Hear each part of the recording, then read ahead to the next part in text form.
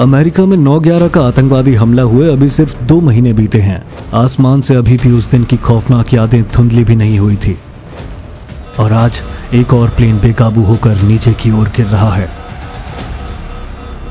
रॉकवे peninsula के शांत इलाके में लोग अपनी रोजमर्रा की जिंदगी में बिजी थे कि अचानक तेज धमाके की आवाज और आसमान में घूमते हुए प्लेन ने सभी को हैरान कर दिया। NTSB की टीम आई विटनेसेस से भी बातचीत करती है।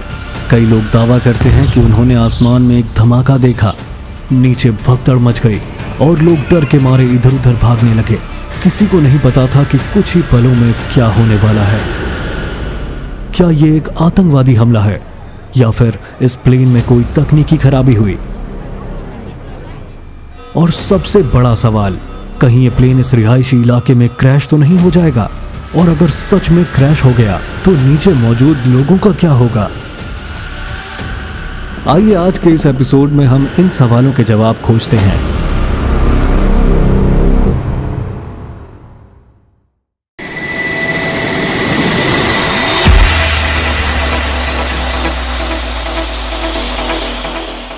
कैप्टन एडवर्ड स्टेट्स और फर्स्ट ऑफिसर स्टैन मॉलिन कॉकपिट में अपनी पोजीशंस पर हैं। एडवर्ड एक सीनियर पायलट हैं जिनके पास हजारों घंटे का फ्लाइंग एक्सपीरियंस है। वहीं स्टैन मॉलिन सिर्फ 34 साल के हैं और वो एविएशन को पैशन की तरह जीते हैं। दोनों मिलकर JFK एयरपोर्ट से डोमिनिकन रिपब्लिक के लिए 3 घंटे की फ्लाइट तैयार कर रहे हैं। एयरबस A300 B4 605R जो इस फ्लाइट के लिए इस्तेमाल हो रहा है, अमेरिकन एयरलाइंस की फ्लीट में सबसे पुराने प्लेन्स में से एक है। 13 साल पुराने इस प्लेन ने अब तक 37,000 घंटे उड़ान भरी है और ये अपनी रिलायबिलिटी और ड्यूरेबिलिटी के लिए जाना जाता है। दूसरी तरफ टर्मिनल पर 251 यात्री बोर्डिंग के लिए तैयार हैं। बाहर मौसम साफ है और हल्की ठंडी हवा चल रही है। प्री फ्लाइट चेक्स हो चुके हैं और प्लेन टेक ऑफ के लिए तैयार है। First officer, pre flight checks complete. जैसे ही प्लेन रनवे पर आगे बढ़ता है, टावर से क्लियरेंस मिलती है। American 587 cleared for take off. और ठीक 9:14 पर फ्लाइट 587 रनवे पर अपनी पूरी स्पीड पकड़ते हुए टेक ऑफ कर जाती है।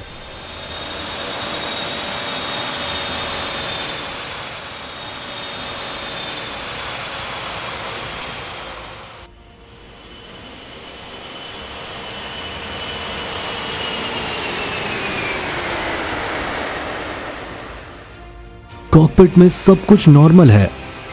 स्टैन कंट्रोल संभाल रहे हैं और एड हर डिटेल पर नजर रखे हुए हैं। तभी टावर से एक रूटीन वार्निंग आती है, कॉशन वेग टर्बुलेंस, मेंटेन सेफ डिस्टेंस।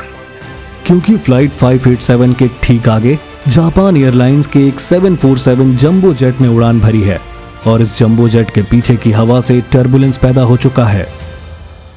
असल में जब भी कोई बड़ा प्लेन उड़ान भरता है तो उसके विंग्स के पीछे तेजी से घूमती हुई हवा के बड़े बड़े भंवर बनते हैं।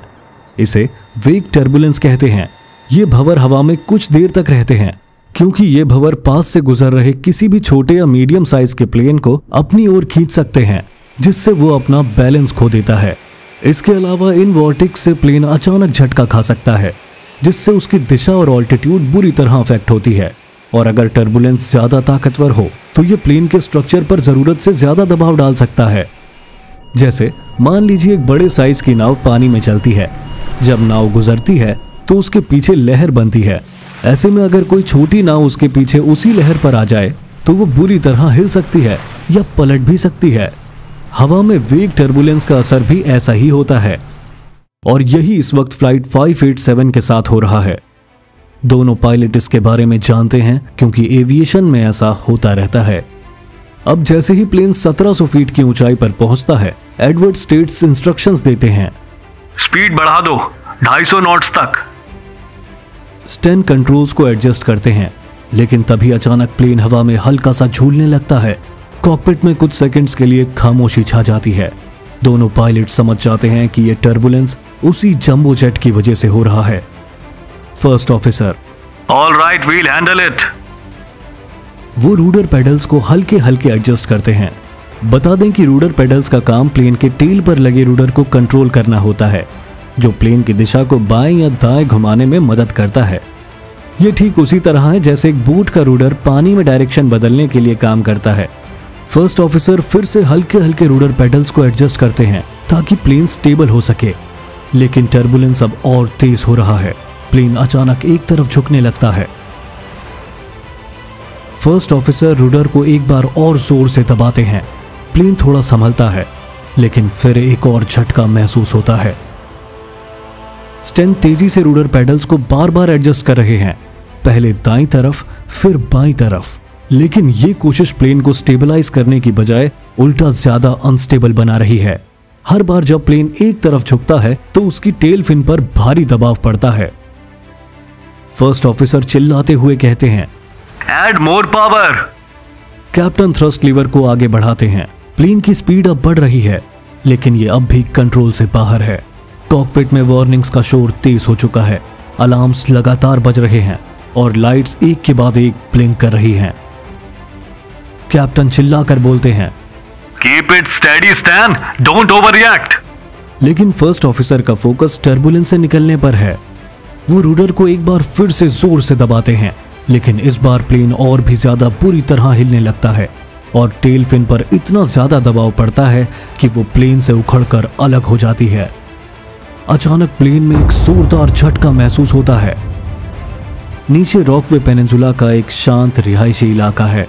सुबह के समय लोग अपनी रोजमर्रा की जिंदगी में बिजी हैं। किसी के बच्चे स्कूल जाने की तैयारी कर रहे हैं तो कोई अपने गार्डन में अखबार पढ़ रहा है। लेकिन तभी प्लेन का फिन टूटने की तेज आवाज आती है और लोग हैरानी से ऊपर देखते हैं। प्लेन पूरी तरह बेकाबू हो चुका है। हमने कंट्रोल खो दिया है, फर्स्ट ऑफिसर घबराई हुई आवाज में कहते हैं। सिचुएशन हाथ से निकलती देख कैप्टन प्लेन के कंट्रोल्स अपने हाथ में लेने की कोशिश करते हैं, लेकिन अब सब कुछ हाथ से निकल चुका है। तेज वाइब्रेशंस की वजह से प्लेन झटके खाते हुए एक तरफ से दूसरी तरफ बुरी तरह झूल रहा है। प्लेन की टेल फिन पहले ही टूटकर अलग हो चुकी है। इसके बिना प्लेन का बैलेंस पूरी तरह बिगड़ चुका है। इसी बीच तेजी से आगे बढ़ते हुए प्लेन के इंजन भी अपनी जगह से अलग हो जाते हैं। इसमें से एक इंजन हवा में घूमता हुआ एक खाली मैदान में गिरता है, जिससे जमीन पर धूल और मलबा उड़ने लगता है। नीचे रॉकवे पेनिनसुला के लोग आसमान में ये नजारा देखकर डर के मारे सन्न रह जाते हैं। कुछ लोग भागने लगते हैं तो कुछ डर के मारे वहीं खड़े रह जाते हैं। आसमान में प्लेन तेजी से नीचे की ओर झुकने लगता है और उसके पिछले हिस्से में आग लग चुकी है और धुएं का एक बड़ा गुबार ऊपर की तरफ उठ रहा है। प्लेन के मलबे के छोटे छोटे टुकड़े नीचे गिर रहे हैं, जिनकी वजह से नीचे अफरा तफरी मच गई है। प्लेन की नोज सीधा जमीन की ओर है और वो बेहद तेज रफ्तार से गिर रहा है। बच्चे बूढ़े सभी अपनी जान बचाने के लिए घरों से बाहर भाग रहे हैं। आखिरकार टेक ऑफ करने के सिर्फ 2 मिनट बाद ही सुबह 9:16 पर यह प्लेन एक रिहायशी इलाके में जोरदार धमाके के साथ गिरता है।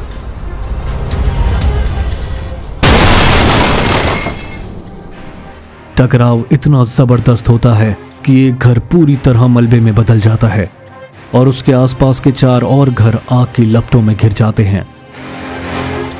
चारों तरफ धुएं का गुबार और चीख पुकार का माहौल है। हर तरफ अफरा तफरी मची हुई है।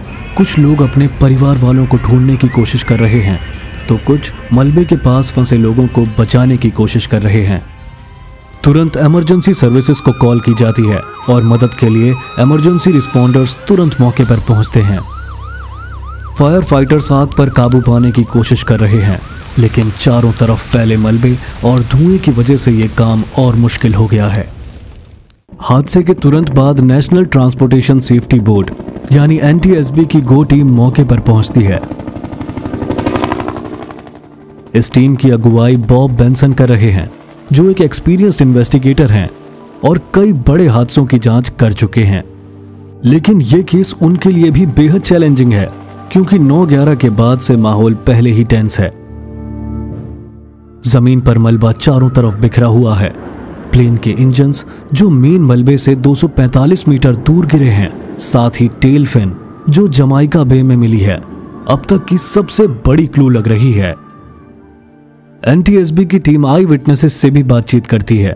कई लोग दावा करते हैं कि उन्होंने आसमान में एक धमाका देखा। ऐसे में शुरुआती सवाल उठते हैं कि क्या ये एक बॉम्ब ब्लास्ट था या इसके पीछे भी किसी टेररिस्ट का हाथ है। इसी बीच एफबीआई भी जांच में शामिल हो जाती है, जो क्रैश साइट से हर छोटे से छोटा सबूत इकट्ठा कर रही है। लेकिन अब तक ऐसा कोई सबूत नहीं मिला जो ये साबित कर सके कि ये आतंकवादी हमला था। दूसरी तरफ इन्वेस्टिगेटर्स ब्लैक बॉक्सेस की तलाश कर रहे हैं। दोनों रिकॉर्डर्स मलबे के बीच छुपे हुए हैं। आखिरकार कुछ घंटों बाद एनटीएसबी को पहली सफलता मिलती है और सीवीआर ढूंढ लिया जाता है। लेकिन अब मीडिया में अटकलें तेज हो चुकी हैं। क्या ये 9/11 जैसा एक और हमला था? क्या अमेरिकन एयरलाइंस की सेफ्टी स्टैंडर्ड्स में कोई कमी है? इस तरह के सवाल चारों तरफ गूंज रहे हैं। जांच के शुरुआती घंटों में टेंशन और बढ़ गई है। हर इन्वेस्टिगेटर जानता है कि इस केस को हल करना आसान नहीं होगा। फिर भी कॉकपिट वॉइस रिकॉर्डर और फ्लाइट डेटा रिकॉर्डर के डेटा को गहराई से एनालाइज किया जा रहा है। सीवीआर से पता चलता है कि हादसे से पहले कॉकपिट में कुछ एबनॉर्मल एक्टिविटी हो रही थी। एक लाउड बैंग रिकॉर्ड हुआ है, जिसके बाद पायलट और को पायलट कंट्रोल संभालने की जद्दोजहद कर रहे थे। आवाज में घबराहट साफ सुनाई देती है।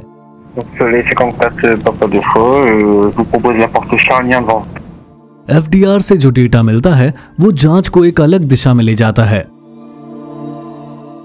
पता चलता है कि टेक ऑफ के 83 सेकंड बाद को पायलट स्टैन मॉलिन ने रूडर पेडल्स को बार बार और तेजी से दबाया था। इन मूवमेंट्स की वजह से प्लेन की टेल फिन पर इतना ज्यादा एरोडायनामिक स्ट्रेस पड़ा कि वो टूटकर प्लेन से अलग हो गई। ये एक चौंकाने वाला खुलासा है।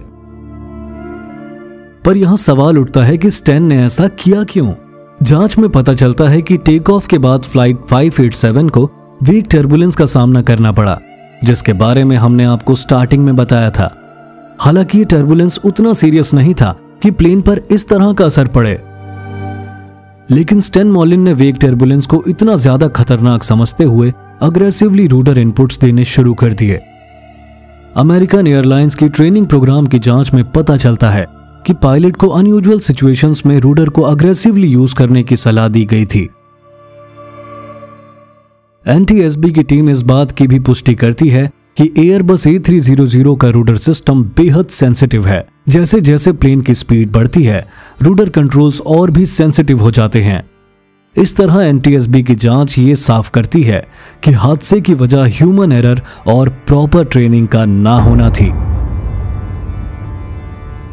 स्टैन मॉलिन ने अपने सिमुलेटर ट्रेनिंग में सीखा था कि टर्बुलेंस से बचने के लिए रूडर को अग्रेसिवली यूज करना चाहिए, लेकिन असल जिंदगी में यही ट्रेनिंग फ्लाइट 587, उसमें बैठे 251 पैसेंजर्स, 9 क्रू मेंबर्स और नीचे जमीन पर मौजूद 5 लोगों के लिए जानलेवा साबित हुई।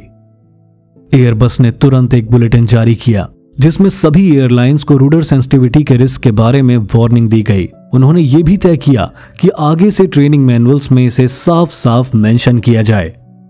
यह हादसा सिर्फ एक टेक्निकल या ह्यूमन एरर नहीं था, बल्कि ये एक रिमाइंडर था कि एविएशन जैसी हाई रिस्क इंडस्ट्री में छोटी छोटी गलतियां भी कितनी बड़ी ट्रेजेडीज में बदल सकती है। ये दिन उन 265 लोगों की याद में हमेशा के लिए दर्ज हो गया जिन्होंने इस हादसे में अपनी जान गंवाई। फ्लाइट 587 का ये डिजास्टर एक कड़वा सच है, लेकिन साथ ही एक रिमाइंडर भी है कि हर गलती हमें एक बेहतर और सुरक्षित भविष्य की ओर ले जा सकती है। बाकी दोस्तों, हमारी आज की इस वीडियो में बस इतना ही। वीडियो में आखिर तक बने रहने के लिए आपका बहुत बहुत शुक्रिया। एविएशन इंडस्ट्री की सभी लेटेस्ट न्यूज और एयर क्रैश से जुड़ी हुई सभी महत्वपूर्ण जानकारी के लिए कृपया चैनल को सब्सक्राइब कर लें, ताकि आपका और हमारा साथ ऐसे ही बना रहे।